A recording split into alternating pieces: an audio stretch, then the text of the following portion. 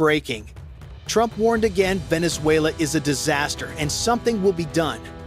Minutes later, the ocean south of Puerto Rico proved him right.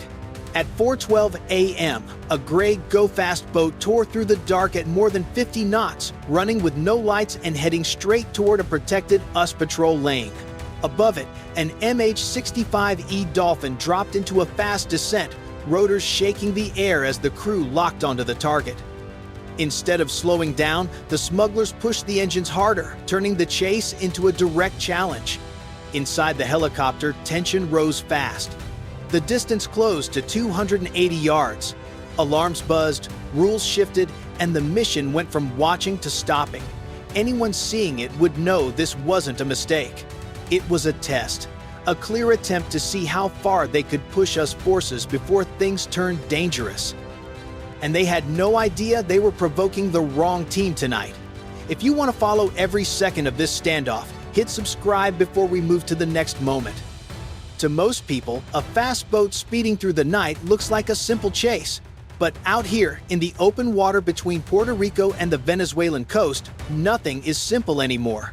This stretch has become one of the busiest smuggling lanes in the entire region. It is a long corridor where radar screens never go dark and where every unknown boat could carry drugs, weapons, or a crew trying to test how the US responds under pressure. This is why the tension hits harder whenever a boat refuses to stop. At 50 knots, even a small hull can turn into a threat. It can hit fishermen, run into commercial ships, or try to ram a Coast Guard cutter. For the crew in the air and the crew at sea, this is not just another mission. It is personal. Many of them have seen how these fast boats destroy lives in Florida, Texas, and across the East Coast. They know what those bricks of cocaine or bundles of fentanyl can do once they hit American streets. And when a crew runs at full speed, ignoring commands and pushing straight into a patrol lane, every second becomes a risk for someone. The MH-65E was launched for one reason: stop the danger before it reaches anyone else. The Barrett rifle was out for one reason: end the chase without taking lives. When they drop into the sky at night, they know they are the only line standing between a speeding threat and millions of people who will never see this fight happening. And with tensions rising between the US and networks tied to Venezuela, each chase carries a deeper question. Is this just another smuggling run? Or is someone watching, recording, and trying to measure exactly how fast the Coast Guard reacts? That is why every move matters, every angle, every call, and why what happened next would carry weight far beyond the dark water below. The moment the order came through, everything inside the MH-65E shifted. The pilot dropped the helicopter lower, sliding into the final attack path with calm movements that came from years of training. The crew knew this phase well. It was the moment when warning shots ended and precision started. Down below, the go-fast boat slammed across the waves at full speed, its engines shaking, its crew fighting the water like they could somehow outrun what was coming for them. But the truth was clear. They were out of time. The gunner brought up the Barrett M107 and pressed his shoulder into the cabin frame, steadying himself as the wind pushed against the open door. He breathed slow, letting the helicopter's motion settle in his sights. The boat jumped across the surface, throwing spray into the air as the smugglers tried to squeeze every knot out of the last stretch of the chase. Inside the cockpit, the pilot read out the numbers: 280 yards. Steady. Everyone knew those numbers mattered. At this distance, one clean shot could end the whole run. The gunner locked onto the first engine and waited for the exact heartbeat when the sight lined up. He squeezed the trigger. The shot cracked through the night and hit dead on. The starboard engine blew apart in a burst of metal and smoke, and the boat's speed fell hard. The smugglers shifted their weight, trying to force a turn, but the boat dragged to one side, already losing the fight. The gunner racked the next round. Second shot, second engine gone. The pilot watched the speed numbers fall like a countdown. 25, 18, 12. The boat wasn't running anymore. It was hanging on. A third round hit the inner engine, and the boat started drifting, nearly losing balance. The final shot ended everything. The last engine burst open, spraying oil across the surface. The boat dropped to 0 knots, dead in the water. All that remained was the steady thump of the rotor above them and the slow drift of a vessel that had lost all control. The men on the boat froze. Their faces were tight with shock, the kind of shock that hits when you realize the night didn't go the way you planned. They looked at the empty horizon as if another exit might appear from nowhere, but there was nothing. The helicopter circled overhead, a reminder that their run was finished. Inside the MH-65E, the gunner finally lowered the Barrett. His arms felt heavy, his breathing finally catching up with the moment. The pilot radioed the cutter Kimball.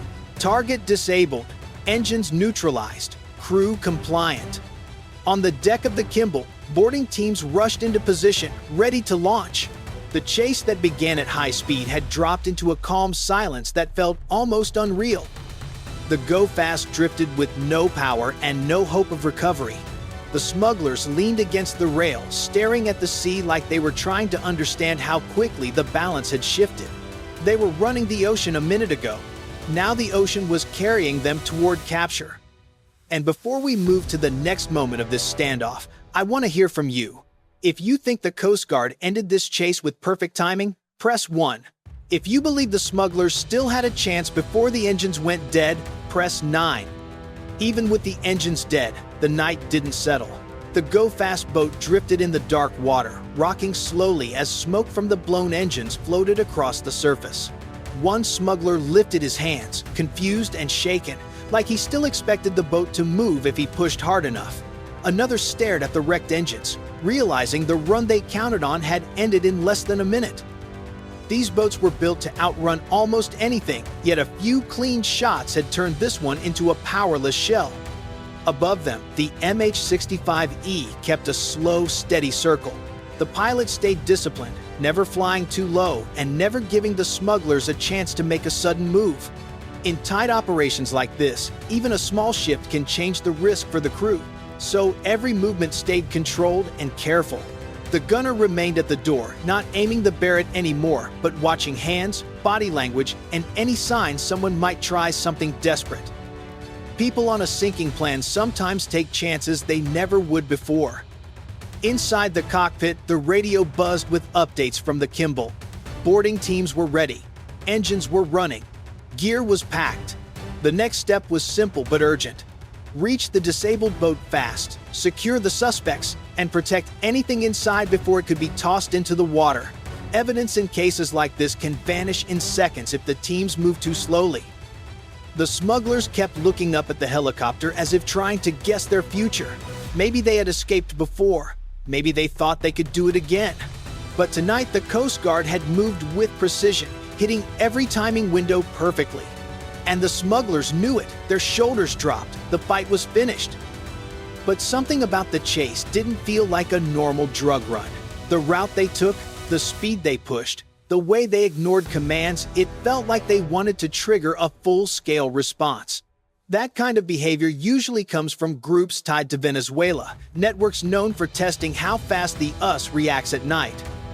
As the Kimball's boarding teams prepared to launch, the tension shifted again.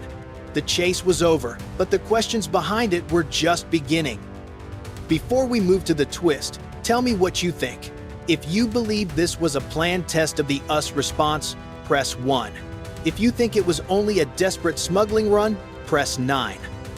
What no one on the surface knew yet was that this chase had started long before the engines died.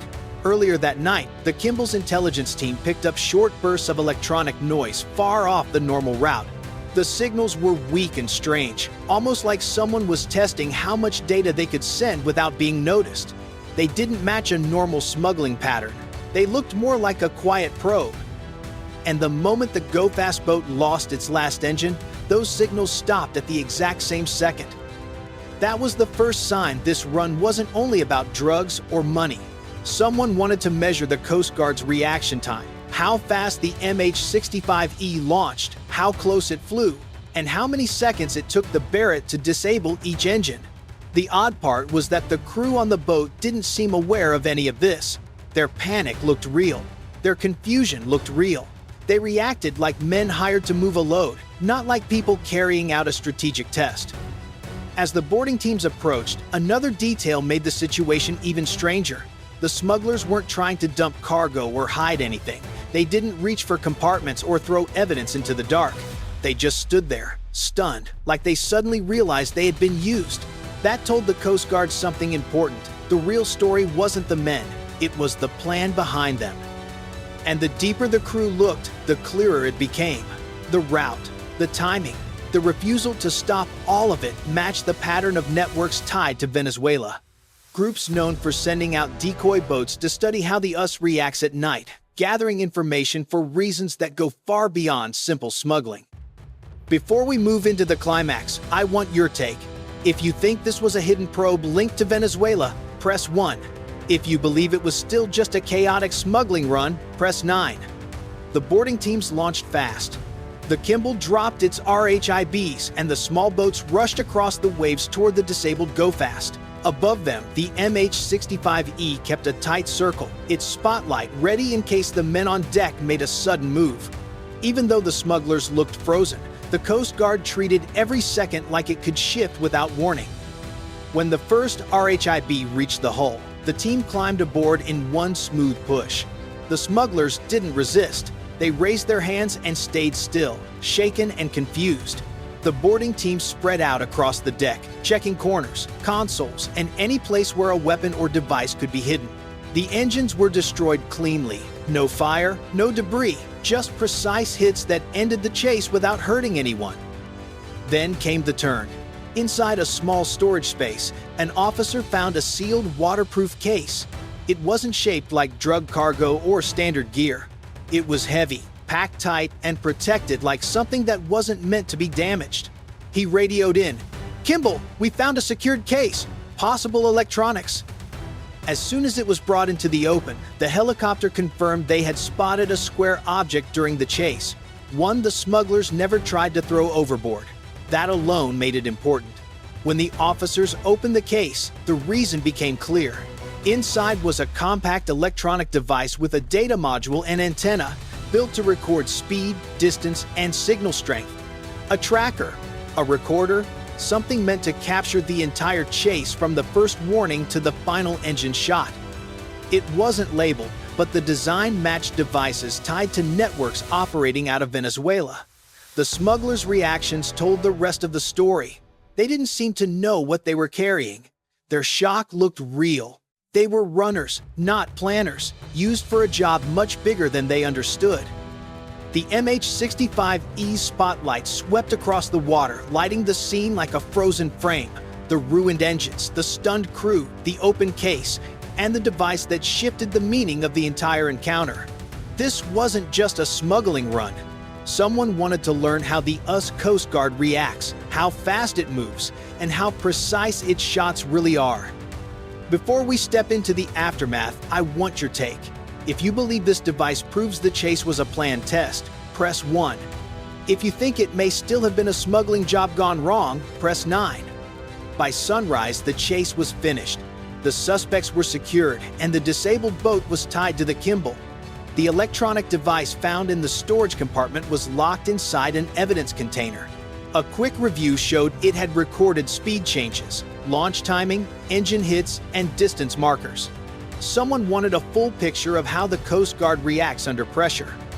For the crew, this changed the meaning of the entire night. A normal drug run wouldn't need equipment like this. And the boat's route matched patterns used by networks tied to Venezuela, groups known for testing how fast the US responds at night. The smugglers themselves still looked confused. They asked simple questions and showed no idea what the device was. They acted like runners hired to move a sealed case, not people who understood the larger plan behind it. On deck, the MH-65E shut down. The gunner stepped out, still feeling the weight of the chase. He knew how quickly things could have turned violent if one shot had missed or if the smugglers had tried a last-second move. But precision won, and the Coast Guard delivered a clear message to anyone watching. These waters are not easy to exploit. Now the question moves to the intelligence teams. Was the device part of a wider effort to study Coast Guard tactics? Was someone preparing for a future operation in the same lane? Or was this just the first test to see how far they could push? These questions don't fade with daylight. They demand answers. As we close this chapter, I want to hear your judgment.